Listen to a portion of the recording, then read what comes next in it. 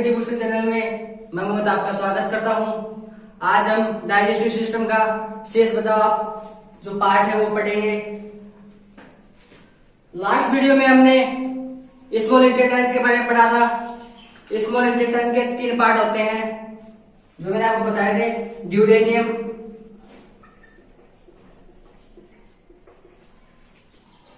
इससे लीवर और जो पैंक्रियास से जो पैंक्रियाटिक रस निकलता है वो इसमें आगे मिलता है। दूसरा पार्ट होता है जेजुनम। इसका कार्य होता है जो जेजुनम में जो भोजन पाचन हुआ है उसका ट्रांसफर इलियम तक करना। तीसरा जो उसका पार्ट होता है इलियम। जेजुनम का जो मेन कार्य होता है वो होता है जो जेजुनम में जो भोजन का पाचन हुआ है उसका ट्रांसफर इलियम में करना। और इलियम में जो मैंने आपको बताया था लास्ट वीडियो में, इलियम में उंगलीनुमा संरचना पाई जाती है। ये जो ऊपर वाली संरचना होती है इसमें फूड स्टोरेज,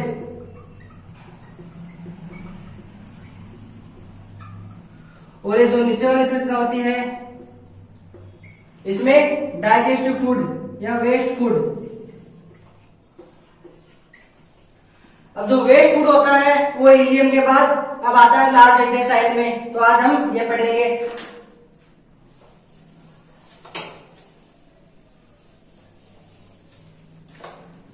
लार्ज इंटेस्टाइन की जो लेंथ होती है, लंबाई होती है, वो होती है 1 से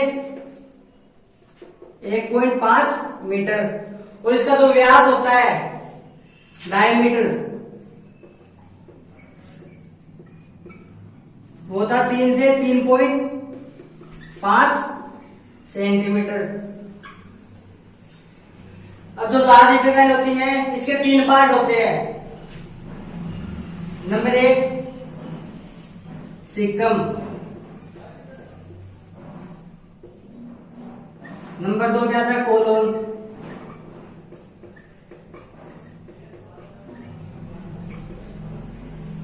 और नंबर 3 पे आता है रेक्टम जिसको मलाशय बोलते हैं। ये है लार्ज इंटेस्टाइन का डायग्राम। जो लार्ज इंटेस्टाइन है ये पार्ट इसको बोलते हैं सीकम।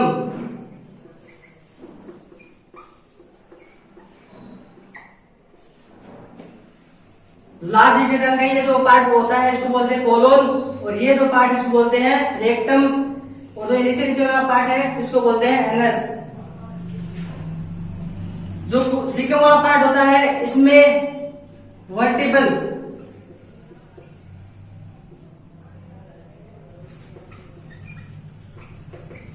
वर्टिफॉर्म अपेंडिक्स पाई जाती है जो कि वेस्टिजल ऑर्गन है। इसका हमारे शरीर में कोई काम नहीं है। जब हमारे पूर्वज बंदर थे तब इसका काम, जब ये काम आती थी, आजकल ये कुछ भी काम नहीं आती है। इसका जो कार्य था वो था घास फूस का डाइजेशन करना, जो आजकल हमारे किसी भी काम नहीं आती है। तो ये है वेस्टियल ऑर्गन। सेकंड नंबर पे आता है कोलोन। कोलोन वाला पार्ट लार्ज इंटेस्टाइन का सबसे बड़ा पार्ट होता है या लार्जेस्ट पार्ट होता है। ये बहुत बार एग्जाम में पूछा जा चुका है। लार्ज इंटेस्टाइन का सबसे बड़ा पार्ट या लार्जेस्ट पार्ट कौन सा होता है? तो वो होता है कोलोन।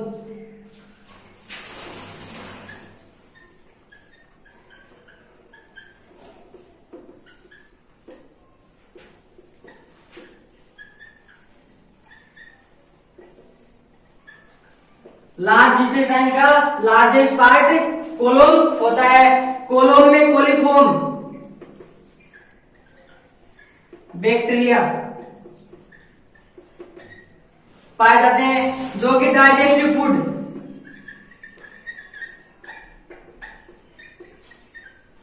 या वेस्ट फूड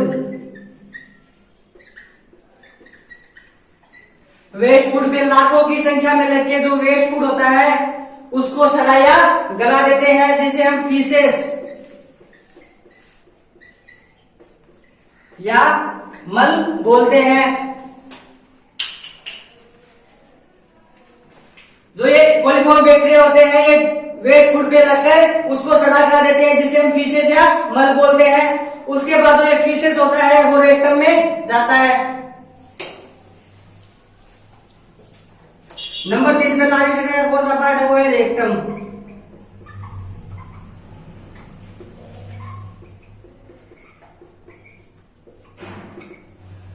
जो लार्ज इंटेस्टाइन में जो कुछ भी प्रक्रिया होती है उसके बाद जो भी बचा हुआ वेस्ट फूड है वो कहाँ आता है, या जिसको बोलते हैं फीसेस, वो आता है मलाशय में। और मलाशय में फीसेस आने के बाद कुछ समय तक वहां रहता है, उसके बाद हम एनएच के द्वारा उसका त्याग कर देते हैं।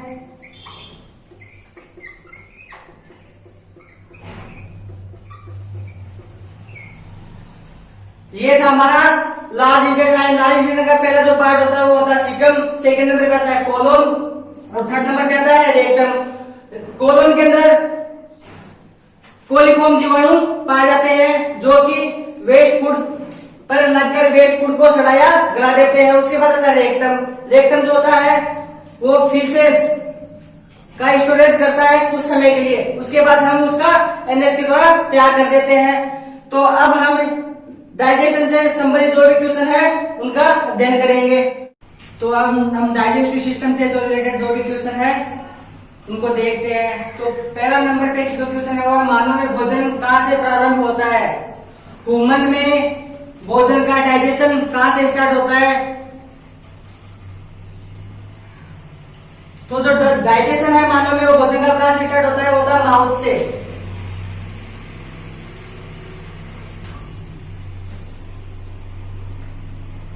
सेकेंड नंबर पे क्वेश्चन है लार में पाया जाने वाला एंजाइम। लार में कौन सा एंजाइम पाया जाता है, तो लार में पाया जाता है टोलिन एंजाइम।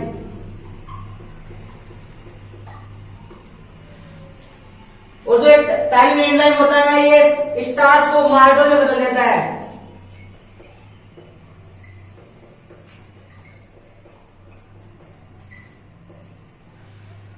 सेकेंड नंबर पे क्वेश्चन है लार में पाया जाने वाला एंजाइम। तो लार में कौन सा एंजाइम पाया जाता है, तो लार में पाया जाता है टाइलिन एंजाइम जो कि स्टार्च को माल्टोज में बदल देता है।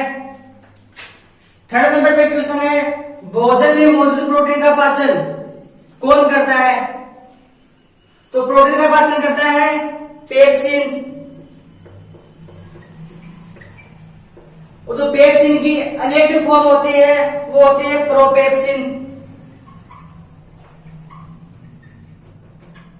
मैंने आपको लास्ट वीडियो में पढ़ा दिया था जो प्रोटीन होता है ये कहां बनता है, ये बनता है ये जो पेप्सिन होता है ये कहां बनता है, ये बनता है आमाशय में। और इसको सक्रिय कौन करता है, तो वो करता है हाइड्रोक्लोरिक एसिड HCl। उसकी वजह से फोर्थ नंबर पे जठर ग्रंथियों में जठर ग्रंथियां शरीर के किस भाग में पाई जाती है। गैस्ट्रिक ग्लैंड शरीर के किस पार्ट में पाई जाती है, तो पाई जाती है आमाशय में, स्टमक।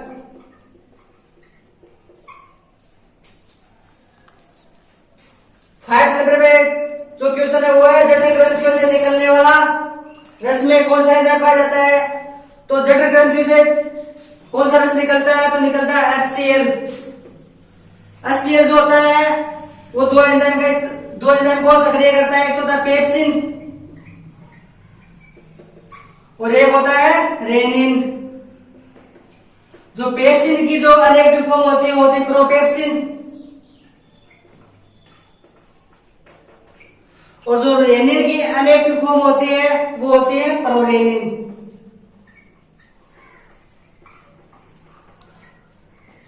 सिक्स नंबर पे क्वेश्चन है आमाशय से पाचन के बाद भोजन शरीर के किस पार्ट में जाता है।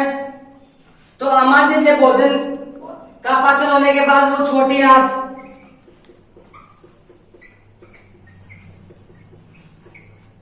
आमाशय से भोजन का पाचन होने के बाद वो छोटी आंत में जाता है। छोटी आंत कौन से वाले पार्ट में जाता है, तो जाता है ड्यूडेनियम वाले पार्ट में।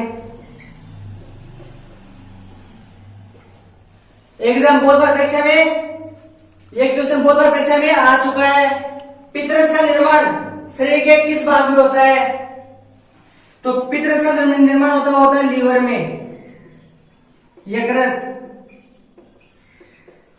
और ये किसका डाइजेशन करता है, तो ये जो फैट होता है जो वसा होती है उसको फैटी एसिड में कन्वर्ट करता है।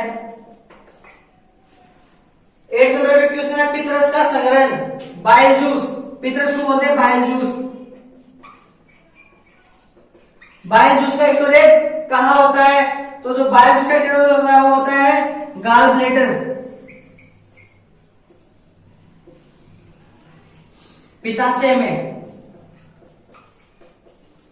9 नंबर पे क्वेश्चन है मानव शरीर की सबसे बड़ी ग्रंथि कौन सी होती है? ह्यूमन बॉडी की लार्जेस्ट ग्लैंड कौन सी होती है?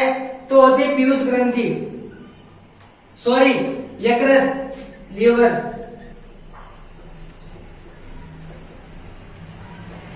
ह्यूमन बॉडी की लार्जेस्ट ग्लैंड कौन सी होती है? तो होती है लीवर। और लीवर को ग्लैंड क्यों कहा जाता है वो मैंने आपको लास्ट वीडियो में बता चुका हूं।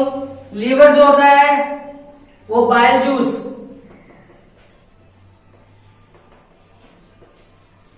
यानी पित्तरस का स्त्रवण करता है। जो भी ऑर्गन या तो रस या एंजाइम या फिर हार्मोन का स्त्रवण करते हैं उनको हम ग्लैंड बोलते हैं। 13 नंबर क्वेश्चन है मानव शरीर की सबसे छोटी ग्रंथि, ह्यूमन बॉडी की स्मॉलेस्ट ग्लैंड कौन सी होती है? तो ह्यूमन बॉडी की सबसे छोटी ग्रंथि होती है वो होती है पीयूष ग्रंथि।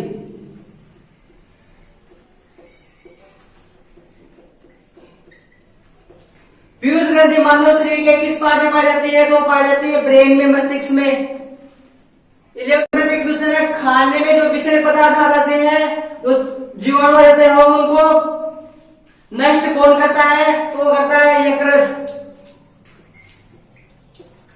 खाने में जो विषैले पदार्थ आ जाते हैं उनको नष्ट कौन करता है? तो वो करता है यकृत। और यूरिया, मूत्र का निर्माण मानव बॉडी के कौन से पार्ट में होता है? तो वो होता है लीवर में, यकृत में।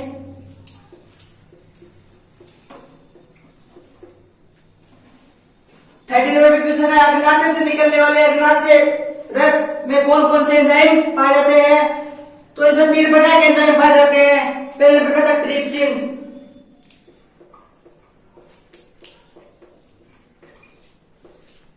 सेकंड नंबर पे आता है एमाइलेज, और थर्ड नंबर पे आता है लाइपेज। ट्रिप्सिन जो होता है वो प्रोटीन का जो शेष भाग होता है उसका पाचन करता है। ट्रिप्सिन में प्रोटीन का 100% पाचन हो जाता है। और एमाइलेज होता है वो कार्बोहाइड्रेट या शर्करा का पाचन करता है।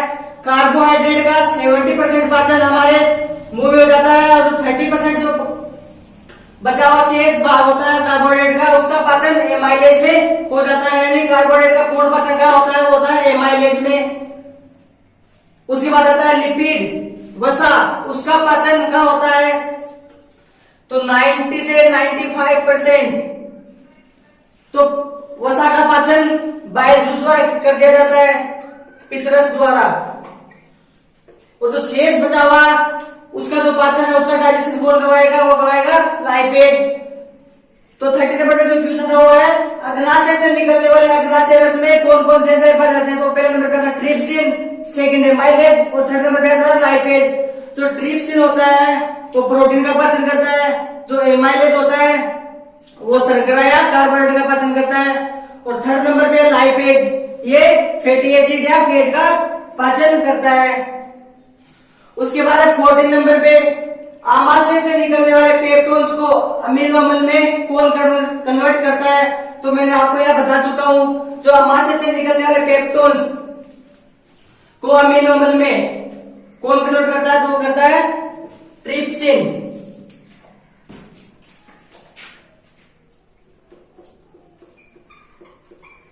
प्रोटीन, प्रोटीन का स्टार्टिंग में पाचन स्टमक में, आमाशय में होगा। और कौन करेगा आमाशय में प्रोटीन का पाचन? तो करेगा पेप्सिन।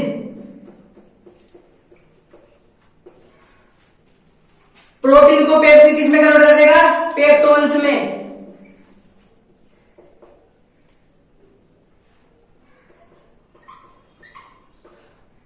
और पेप्टोन्स का पूर्ण पाचन ट्रिप्सिन द्वारा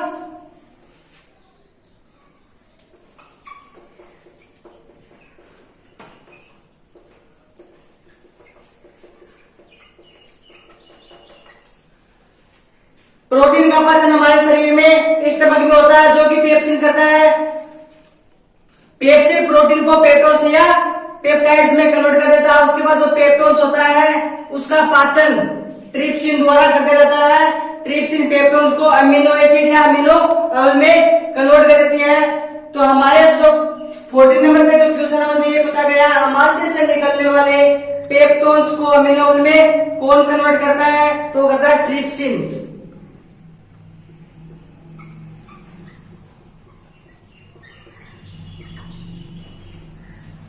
15 नंबर पे क्वेश्चन है, भोजन से पोषक तत्वों का अवशोषण।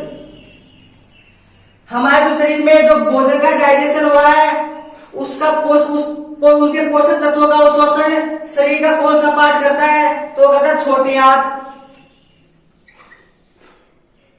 Small intestine.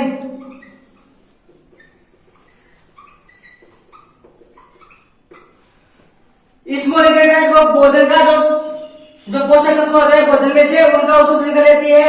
अब इनका अवशोषण करने के बाद शरीर के प्रत्येक पार्ट में कैसे जाएगा? तो ये जो स्मॉल इंटेस्टाइन है इसमें जो पोषक तत्व है उनको ब्लड द्वारा शरीर के प्रत्येक भाग में भेज दिया जाता है। उसके बाद है 16 नंबर पे क्वेश्चन, मानव की पाचन नली कितने फीट की होती है? लगभग मानव की जो पाचन नली होती है वो 33 फीट की होती है। 17 नंबर पे क्वेश्चन है, मनुष्य के जीवन काल में कितने दांत दो बार आते हैं? तो मैं आपको बता चुका हूं मनुष्य के जीवन काल में कितने दांत दो बार आते हैं। तो जो 20 दांत है वो 2 बार आते हैं। तो फ्रेंड आज की जो हमारी वीडियो होती है वो ये यही समाप्त होती है। अगली वीडियो में हम एग्जाम में आए हुए मोस्ट इंपोर्टेंट क्वेश्चन के साथ मिलेंगे। अगर आप हमारे यूट्यूब चैनल पे नए हैं तो हमारे चैनल को सब्सक्राइब कीजिए, अपने फ्रेंडों में शेयर कीजिए और लाइक कीजिए। धन्यवाद।